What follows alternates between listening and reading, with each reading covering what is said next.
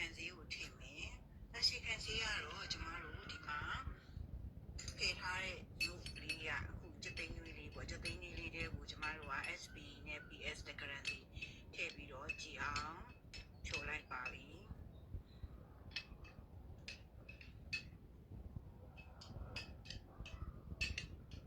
ပကတိုင်းထည့်ပြီးတော့ကျမတို့ကြည်အောင်ဖြိုလိုက်ပါပြီနော်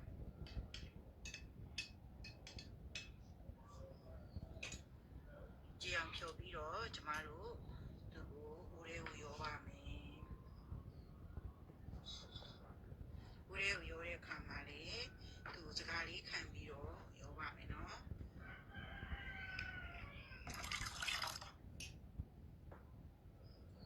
ဒီနောက်ပြီးပါမယ်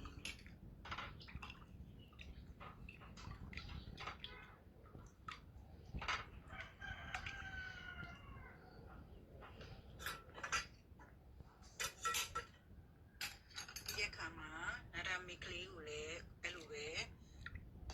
လူရည်လေးနဲ့ကြောကျူပါမယ်နာဒမီကိုလည်းသူကနာဒမီ1 ml ထည့်မယ်နော်အဲ့ဒါကိုလည်းကျမတို့လူရည်လေးနဲ့ရောပြီးတော့1 ml ကိုစုပ်လိုက်ပါမယ်1 ml ကိုထည့်ပါမယ်ထည့်ပြီးလို့ရှိရင်သူ့ကိုငွေပြီးတော့မှအိုးတယ်ပေါင်းမယ်နော်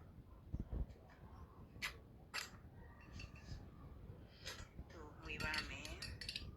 ဒါကတော့ဒီကိုကြောင့်ဖြစ်နေတဲ့အနံ့လေးတွေရှိတယ်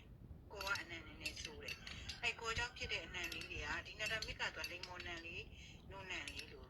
မွေးသင်ပြန်တယ်ပေါ့နော်အဲဒီနာဒမစ်လေးထည့်လိုက်ခြင်းအပြင်ရောင်လေးရတယ်တက်စတာလေးကလည်းလှလာတယ်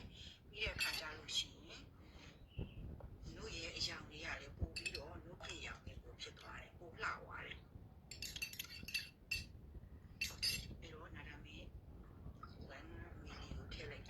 ပြီးလို့ရှိရင်နို့နဲ့ကတော့ကြောပြီးတော့ထည့်ကြမလို့ပါဘူးဒီတိုင်းလေးပဲနို့အနံ့စီလေးကိုကျမတို့ပိုက်ကလေးနဲ့စုပ်ပြီးတော့ပိုက်ကလေးနဲ့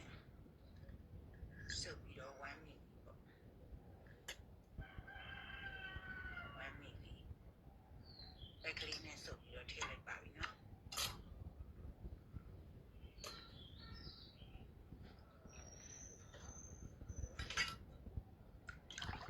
ဆိုရင်တို့ရဲ့အနံ့ကတော်တော်လေးကိုပြင်ပြနေတာတွေ့ရပါတယ်ဒီတိုင်းလေးကိုပန်းရောင်လေးဆိုပြီးတော့ကျမတို့ရိုးကြီးဖြော်ကြီးဆိုပြီးတော့လည်းဘုသူရောင်းချလို့ရတယ်နော်ဒါလေးအကြုံလို့ပြပြလိုက်တာပါခုဆိုလို့ရှိရင်2 လခန့်လို့ဖြော်ကြီးကျမတို့ဖြော်ပြလိုက်ပါပြီအားလုံးလည်းပြီးစီးသွားပါပြီအနံ့ရတာအတန်ကောင်းမှလည်း2 လခန့်လို့ဖြော်ကြီးလေးရရှိပါပြီရှင်